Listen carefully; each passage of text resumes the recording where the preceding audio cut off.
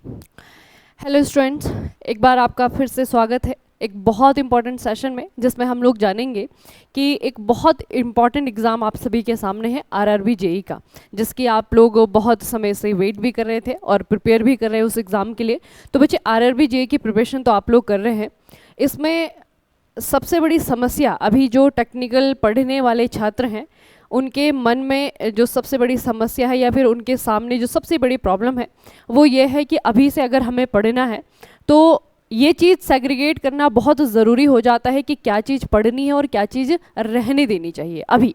ठीक है, तो बच्चे उसमें जो है आपका बाकी सब्जेक्ट तो आप लोग जानते हैं, जैसे आपका टेक्निकल है उसमें बाकी आपको गाइडेंस में मिलती रहती है। ठीक है, उसे आप लोग बहुत अच्छे से जानते पहचानते भी हैं। लेकिन सबसे बड़ी जो समस्या आती है वो आती है आपके जर्नल अवेयरनेस में। एक टॉपिक जो है आपके सिलेबस में आप लोग देखते हैं आरआरबी जेई की जर्नल अवेयरनेस नाम से। 15 नंबर का जर्नल अवेयरनेस जो है आपका CBT 1 में आएगा और 15 नंबर का जर्नल अवेयरनेस जो है आपका CBT 2 में आएगा। तो जर्नल अवेयरनेस, चूंकि नाम से तो आपको ऐसा लग रहा है कि एक ही सब्जेक्ट है, लेकिन आप जब इसके पढ़ते जब खोलते जाते हैं तो वहाँ पे आप लोगों को देखने को मिलता है कि जर्नल अवेयरनेस के भीतर बहुत बड़ा इतिहास है, बहुत बड़ी भूगोल भी पढ़नी है, आपको जो है इकोनॉमिक्स भी पढ़नी है, आपको जो है पॉलिटी भी पढ़नी है। ठीक है, तो वहाँ पे कन्फ्यूजन स्टार्ट होता है कि इतने सारे सब्जेक्ट जो है जर्नल अवेयरनेस के भीतर हैं, उनमें से क्या क्या पढ़ा जाए और कौन सी चीज़ों को रहने दिया जाए, ताकि आपका जो समय है वो जितना जो है आपके 15 नंबर के मार्क्स के प्रिपरेशन में लगना चाहिए बस वही आपके लगे। ठीक है, तो बच्चे आज का जो सेशन है उसमें हम यही डिस्कस करने वाले हैं कि जो जर्नल अवेयरनेस आपके सिलेबस में दिया गया है, जो कि 15 मार्क्स आपको दिलाएगा CBT 1 में और 15 मार्क्स दिलाएगा CBT 2 में, इसके भीतर आपको क्या क्या टॉपिक हैं जो कि पढ़ने हैं और जिन्हें आपको अभी से तैयार करना शुरू कर देना है। और ये जो टॉपिक मैं आपको बताऊंगी ये बच्चे बहुत ज़्यादा मैंडेटरी टॉपिक्स हैं, इन्हें आप बिल्कुल भी किसी भी हालत में जो है आपको इन्हें छोड़ना नहीं है। ठीक है, तो बहुत इंपॉर्टेंट टॉपिक जो है आपके होने वाले हैं। देखिए बच्चे, जब हम जनरल अवेयरनेस की बात करते हैं तो जनरल अवेयरनेस से आपको समझ में आ रहा है कि ये जनरल नॉलेज की बात नहीं कर रहा है, ये जनरल अवेयरनेस की बात कर रहा है, जो सामान्य जागरूकता जिसे हम कहें। अगर इसे हम हिंदी में ट्रांसलेट करते हैं तो जनरल अवेयरनेस का मतलब क्या निकल करके आता है? सामान्य जागरूकता। ठीक है, जागरूकता का मतलब क्या है कि आपके चारों ओर जो भी चीज़ें घट रही हैं आपको उनका नॉलेज होना ज़रूरी है। ठीक है, अब आपके चारों ओर जो चीज़ें घट रही हैं उसमें आपकी दोनों चीज़ें आती हैं। एक तो वो घटनाएं हैं जो कि अभी हो रही हैं, जैसे करंट अफेयर्स हम लोग कहते हैं, करंट सिनारियो से जो आपकी घटनाएं आती हैं, और एक वो घटनाएं हैं जो कि स्टैटिक में है, जो कभी ना कभी घट चुकी हैं। ठीक है, तो दोनों ही को मिला करके जो है आपका ये बनता है, ये टर्म बनता है जनरल अवेयरनेस का। तो जनरल अवेयरनेस में बच्चे जब आप इसे सिलेबस को देखेंगे, खोलेंगे, तो उसके अंदर जो है जो ऑफिशियल सिलेबस दिया हुआ है उसे हम डिकोड करने की कोशिश करेंगे कि कौन कौन सी चीज़ें जो है वो आपके किस टॉपिक से पढ़नी बहुत ज़्यादा मैंडेटरी है, ज़रूरी है। इन टॉपिक को आप किसी भी हाल में छोड़ नहीं सकते हैं अगर आपको आरआरबी जेई में एक सीट अपनी चाहिए तो। ठीक है, देखिए बच्चे, सबसे पहले हम जनरल अवेयरनेस में पहले टॉपिक की बात करते हैं। पहला टॉपिक में उन्होंने लिखा है नॉलेज ऑफ करंट अफेयर्स। ठीक है, अब ये जो करंट अफेयर्स है ये भी आपका बहुत ज़्यादा वास्ट है। अगर आप डेली बेसिस पे भी 10 न्यूज़ पढ़ रहे हैं तो उसके बाद में जो है वो आपका 10 एक दिन में 10 होती हैं, फिर जो है आपका वो 30 दिन में हो जाती है 300। ठीक है, तो क्या इतनी न्यूज़ को जो है पढ़ना, रिटेन करना जो है एक तो पॉसिबल है, और दूसरा जो है कि ये सारी की सारी क्या हमारी फ़ायदेमंद होती हैं? ठीक है, क्या ये जो है आपके लिए बेनिफिशियल होती है या नंबर में जो है आपको ये एग्ज़ाम में जो है आपको मार्क्स दिलाती हैं? ठीक है, तो बिल्कुल दिलाती है बच्चे। करंट अफेयर्स में आप लोग देखेंगे तो दोनों के अगर मैं CBT 1 CBT 2 को जोड़ूँ तो आपके जो है मिनिमम 6 मार्क्स जो है यहाँ से आपके कन्फर्म्ड होते हैं। ठीक है, 6 मार्क्स का जो है आपका ये टॉपिक है। आपके 3 या 4 नंबर का आता है CBT 2 में और 3 या 4 नंबर का आपका जो है CBT 1 में आएगा। ठीक है, अब देखिए कुछ टॉपिक मैं आपको करंट अफेयर्स की बताती हूँ जिन्हें कि आपको अभी से, यानी कि अगर आपका एग्ज़ाम मान लीजिए अगर अभी लास्ट दिसंबर 2024 में अगर एग्ज़ाम आपका होता भी है तो कौन कौन से ऐसे टॉपिक पढ़ने हैं जिन्हें कि आपको जनवरी 2024 से पढ़ना शुरू कर देना चाहिए। ठीक है, तो बच्चे एक तो आप लोग देखिए स्पोर्ट्स से रिलेटेड कोई भी न्यूज़ हो, ठीक है, खास करके वो जो कि आपकी ज़्यादा चर्चाओं में रहता है, जैसे कि IPL हुआ है, इंडियन प्रीमियर लीग हुआ है, ठीक है, जैसे महिलाओं का आपका WPL हुआ है। ठीक है, इस तरीके के जो आपके करंट में बहुत ज़्यादा चर्चित जो स्पोर्ट्स होते हैं, जैसे आप लोग देखते हैं टेनिस को बहुत ज़्यादा फॉलो किया जाता है, क्रिकेट को बहुत ज़्यादा फॉलो किया जाता है, आपका फुटबॉल को बहुत ज़्यादा फॉलो किया जाता है। ठीक है, तो स्पोर्ट्स बच्चे आपका एक बहुत इंपॉर्टेंट टॉपिक है और यहाँ से जो है आपका 1 मार्क्स जो है आपका कन्फर्म्ड है। कंफर्म जो है 1 नंबर आपको मिलने वाला है स्पोर्ट्स से, ठीक है। दूसरा आता है आपका पर्सनैलिटीज टॉपिक आता है एक। पर्सनैलिटीज में जो है किसी भी व्यक्ति के बारे में कुछ भी पूछ लिया जाता है। अब व्यक्ति के बारे में कुछ भी पूछ लिया जाते का मतलब क्या है, व्यक्ति बचे कोई भी पर्सन आपको नाम दिया जाएगा, उससे रिलेटेड कोई उसकी इन्फॉर्मेशन पूछी जाएगी, जैसे कि इस व्यक्ति को जो है कौन सा पुरस्कार दिया गया, या फिर यहीं से जो है उल्टा पूछ लिया जाएगा कि पुरस्कार जो है किसे दिया गया, ठीक है। तो एक तो अवार्ड्स आ जाता है इसमें, पर्सनैलिटी वाला जो आपका जो कैटेगरी है उसमें आपकी बहुत सारी सब कैटेगरी आती हैं। पर्सनैलिटीज़ में अगर आप देखें तो अवार्ड से आपका एक प्रश्न आता है, ठीक है, यहाँ से आपका एक कन्फर्म क्वेश्चन आता है। और एक बच्चे आपका बहुत इंपॉर्टेंट टॉपिक आता है अपॉइंटमेंट। आपका कोई सरकारी है या फिर गैर सरकारी कोई भी ऑर्गेनाइजेशन है, वहाँ पर अगर रिसेंटली किसी बहुत इंपॉर्टेंट पर्सन को अपॉइंटमेंट मिली है, उन्हें जो है वहाँ पे नियुक्त किया गया है, तो ये क्वेश्चन जो है आपका बहुत ज़्यादा पूछा जाता है, ठीक है। अपॉइंटमेंट याद रखिएगा, किसी भी सरकारी या फिर गैर सरकारी संस्था में किसी भी नियुक्ति, ये आपकी जो है बहुत ज़्यादा इंपॉर्टेंट प्रश्न बनाता है यहाँ से। उसके बाद में बच्चे आपका ये भी पर्सनैलिटी का ही आपका एक सब कैटेगरी है, बुक्स एंड ऑथर का। कोई किताब हाल ही में लॉन्च हुई है, ठीक है। हाल ही का मतलब मेरा क्या है कि ऐसा नहीं कि पिछले 5-6 महीने में कौन सी बुक आपकी लॉन्च हुई है।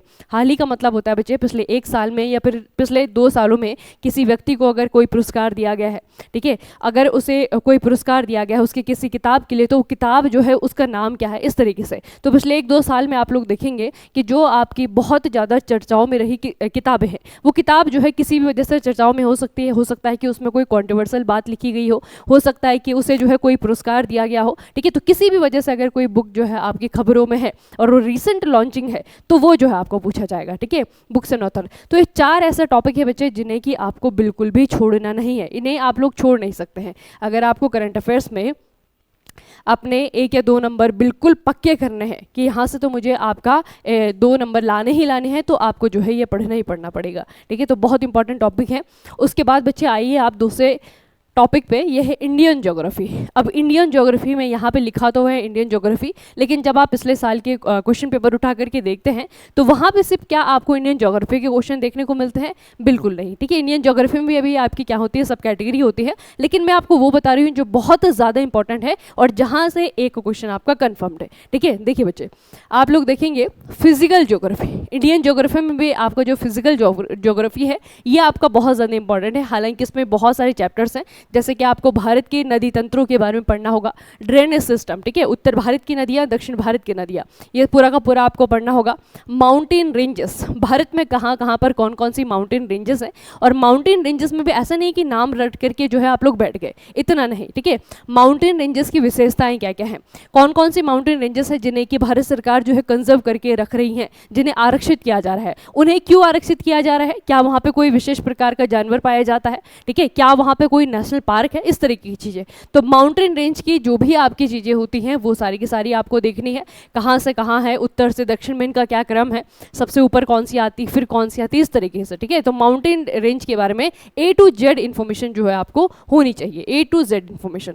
उसके बाद बच्चे आपका आता है lakes, other physical features. Other physical features का मतलब क्या है, फिजिकल फीचर्स का मतलब होता है बच्चे जैसे कि आपका लैंडस्केप में आपके रेगिस्तान आते हैं, भारत में क्या कहीं कहीं पे रेगिस्तान है तो उनका नाम बताइए, उनकी विशेषता क्या है, इस तरीके की चीज़ें, ठीक है। भारत की नदियों के नदियों के अलावा जो है आपका झील का जो तंत्र है, ठीक है, लेक्स कहाँ कहाँ पे हैं, सबसे बड़ी झील कौन सी है, सबसे छोटी झील कौन सी है, क्या कोई झील ऐसी है जो कि रामसर साइट में भी आती है, अगर वो रामसर साइट में आती है तो क्या कोई पक्षी है जिसे वहाँ पे संरक्षित किया जा रहा है, इस तरीके से चीज़ें, ठीक है। तो ये बच्चे आपके बहुत ज़्यादा आते हैं, कौन सा रामसर साइट जो है कौन से स्टेट में है, ठीक है, हाल ही में कौन सा रामसर साइट है जिन्हें की लिस्ट किया गया है, इस तरीके की चीज़ें, ठीक है। और खास करके बच्चे वो चीज़ें जो कि आपकी करंट में रहती हैं, यहाँ पे जो इंडियन ज्योग्राफी आप लोग जब पढ़ते हैं ना, तो यहाँ पे सबसे ज़्यादा आपको हेल्प करता है आपका करंट अफेयर। जब आप करंट अफेयर पढ़ रहे होते हैं तो करंट अफेयर में जो है सिर्फ यही न्यूज़ें तो नहीं पढ़ेंगे, जब आप करंट अफेयर फॉलो कर रहे हैं, ठीक है, तो सिर्फ यही टॉपिक तो आप लोग नहीं पढ़ेंगे, डेली बेसिस पे आप लोग करंट अफेयर पढ़ते हैं तो आपको इन्वायरमेंट की न्यूज़ भी देखने को मिलती है, आपको इंटरनेशनल न्यूज़ भी देखने को मिलती है, आपको जो है किसी वजह से कोई नेशनल पार्क खबरों में तो वो भी आपको देखने को मिलता है, ठीक है। तो बच्चे उन्हें जो है यहाँ से टॉपिक आपको जो है कनेक्ट करना है, जो आप करंट में पढ़ रहे हैं और जो आपका स्टैटिक का टॉपिक है, दोनों को कनेक्ट करके जो है आपको पढ़ना है, ठीक है। तो यहाँ से क्या होगा, आपका बहुत हद तक सिलेबस जो है वो एक साथ हो जाएगा, ठीक है। मतलब ऐसा नहीं कि सेपरेटली आपको करंट अफेयर पढ़ना पड़ रहा है, फिर सेपरेटली जो है आपको फिर स्टैटिक पढ़ना पड़ रहा है, ठीक है। दोनों को अगर कनेक्ट करके चलेंगे तो कुछ परसेंट जो है वो इसका कवर होता है करंट अफेयर का, और कुछ परसेंट जो है करंट अफेयर के साथ साथ आपका स्टैटिक का भी कवर होते चलता है, ठीक है। तो इस तरीके से जो है कनेक्ट करके पढ़ना है आपको। और फिजिकल फीचर्स में बच्चे आपका रेगिस्तान हो गया, गया, भारत के झरने हो गए, भारत की झीलें हो गई, ठीक है, झीलों की विशेषताएं हो गई, रामसर साइट्स हो गए, ठीक है, जो यूनेस्को की लिस्ट में जो आपके नेचुरल साइट्स है जिन्हें कंजर्व किया जाता है वो हो गई। तो इस तरीके की चीज़ें जो है आपको यहाँ पर पढ़नी है और इस टॉपिक को बिल्कुल भी नहीं छोड़ना है, क्योंकि एक क्वेश्चन जो है आपका यहाँ से पक्का बनता है, ठीक है, 101% जो है आपका एक क्वेश्चन यहाँ से बनता है। मैं बता ही आपको वो टॉपिक रही हूँ जिन्हें कि आपको बिल्कुल भी छोड़ना नहीं है, ठीक है, तो ध्यान से सुनिएगा इन्हें और ध्यान से फिर जब आप लोग प्रिपेयर करेंगे तो ये टॉपिक आपको पढ़ने ही पढ़ने हैं, ठीक है। उसके बाद में बच्चे एक टॉपिक आपका लिखा हुआ है सिलेबस में, culture and history of India including freedom struggle. 1 second, देखिए अब ये हिस्ट्री लिखा हुआ है।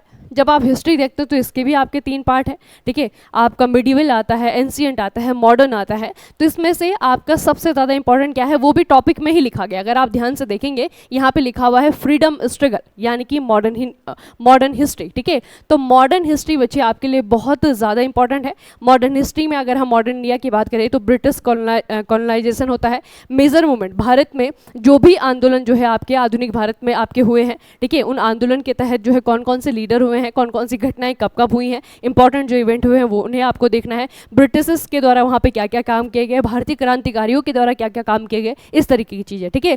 तो मॉडर्न इंडिया को भी जो है आपको कंप्लीटली करना है। ये आपका बच्चे किसी भी एग्जाम में, सिर्फ आरआरबी की बात नहीं है, किसी भी एग्जाम के नॉन टेक के अगर आप लोग प्रिपरेशन कर रहे हैं तो वहाँ पर भी जो है आपका ये बेनिफिशियल होगा, ठीक है।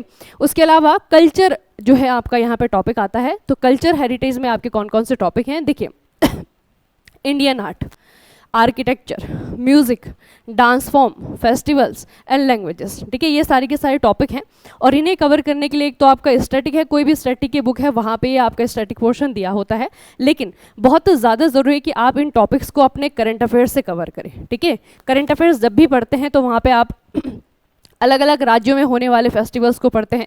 आप देखते हैं कि कौन सा डांस फॉर्म है जो कि चर्चाओं में, जैसे आप लोगों ने एक करंट में न्यूज़ पढ़ी होगी, गरबा को जो है आपका यूनेस्को की जो इंटेंजिबल हेरिटेज साइट्स है उसमें जो है लिस्ट किया गया, ठीक है। तो गरबा जो है गुजरात से रिलेटेड है, हालांकि ये तो बहुत आसान सा है। तो इस तरीके से बच्चे आपको जो इंपॉर्टेंट आप लोग करंट अफेयर्स में चीज़ें पढ़ते हैं उसे भी आपको यहाँ से रिलेट करना है और ये भी आपका जो है 1 नंबर जरूर बनाता है, ठीक है।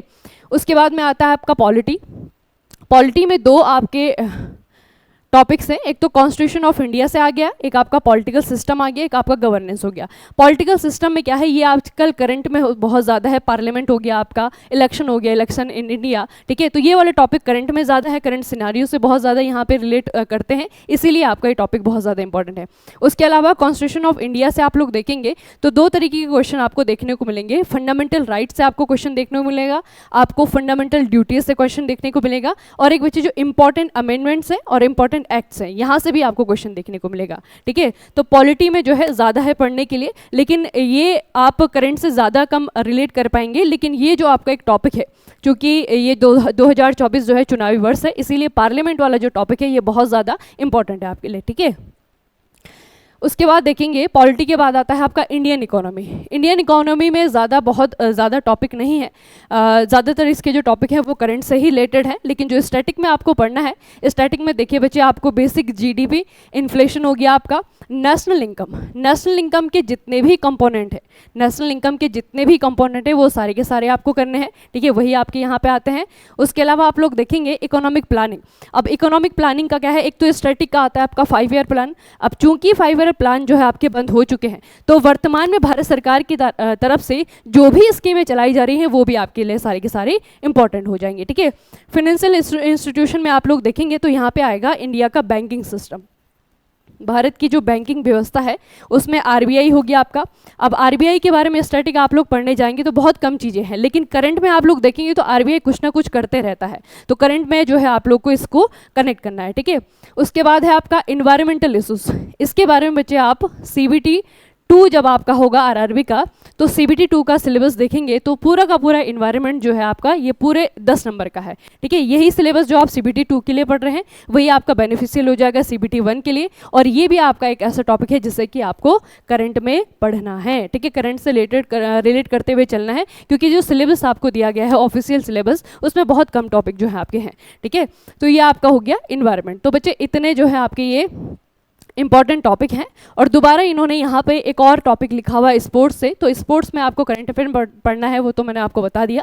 लेकिन उसके अलावा आप लोग देखेंगे तो स्टैटिक से भी कई बार जो है स्पोर्ट्स से क्वेश्चन आपको देखने को मिलता है, जिसपे कि स्पोर्ट्स के बारे में जो बेसिक इन्फॉर्मेशन है वो आपको पढ़नी है, स्पोर्ट्स टर्मिनोलॉजी जो आपके प्रश्न आते हैं वो भी आपको देखने हैं। उसके अलावा चैंपियनशिप टूर्नामेंट जो है, कौन सा टूर्नामेंट किससे रिलेटेड है, कौन सा चैंपियनशिप किससे रिलेटेड है, वो आपको देख लेना है, ठीक है। और एक नया टॉपिक जो है आपका इंट्रोड्यूस हुआ है, जो बहुत ज़्यादा पूछा जाने लगा है पिछले कुछ सालों से, वो है आपका साइंटिफिक एंड टेक्नोलॉजीज डेवलपमेंट, ठीक है। इसे वैसे ज़्यादातर आप लोग करंट से ही कवर कर सकते हैं, लेकिन जो बहुत बेसिक सी चीज़ें हैं इसरो के बारे में, हमारी जो डिफेंस है उसके बारे में, वो आपको थोड़ी बहुत यहाँ से देखनी है, ठीक है। उसके अलावा यहाँ से आपका क्वेश्चन बनता है हेल्थ एंड मेडिसिन से, यहाँ पे जो भी रिसेंट डिस्कवरीज हो रही हैं या फिर रिसेंट जो ब्रेक थ्रूज हैं वो आपको देखने हैं, ठीक है। और आईटी में आप लोग देखेंगे तो एआई, आर्टिफिशियल इंटेलिजेंस बहुत ज़्यादा करंट अफेयर्स में है, इसीलिए जो है आपको यहाँ से रिलेटेड जो भी करंट अफेयर आप लोग देखते हैं यहाँ भी ये बहुत ज़्यादा आपका इंपॉर्टेंट होता है, ठीक है। तो साइबर सिक्योरिटी हो गया, आपका एआई हो गया, ये दो टॉपिक ऐसे हैं जो कि इंफॉर्मेशन टेक्नोलॉजी से बहुत ज़्यादा इंपॉर्टेंट है, ठीक है।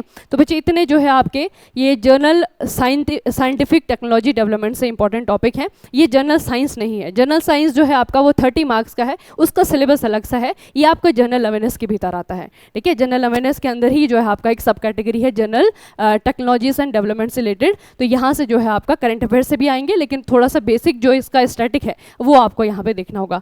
तो ये कुछ बहुत इंपॉर्टेंट टॉपिक हैं जो कि आपको आरआरबी जेई के लिए पढ़ने हैं, ठीक है। जनरल अवेयरनेस का जो एक बहुत वास्ट सा दिखने वाला जो आपका सिलेबस है, देखने में आपको लगेंगे 5 से 6 सब्जेक्ट जो है आपको पढ़ने पड़ेंगे, लेकिन इतना नहीं पढ़ना है। 15 मार्क्स के लिए जो है आपकी एक तो करंट अफेयर्स को आपको लगातार पढ़ते हुए चलना है, और ये जो बहुत इंपॉर्टेंट टॉपिक मैंने आपको बताए हैं वो जो है करंट अफेयर्स से रिलेट करते हुए उन्हें पढ़ते हुए चलना है, ठीक है। चलिए फिर अब मिलते हैं किसी और सेशन में, तब तक के लिए पढ़ते रहिए, बढ़ते रहिए, अपना खूब सारा ख्याल रखिएगा। आप सभी का बहुत बहुत धन्यवाद।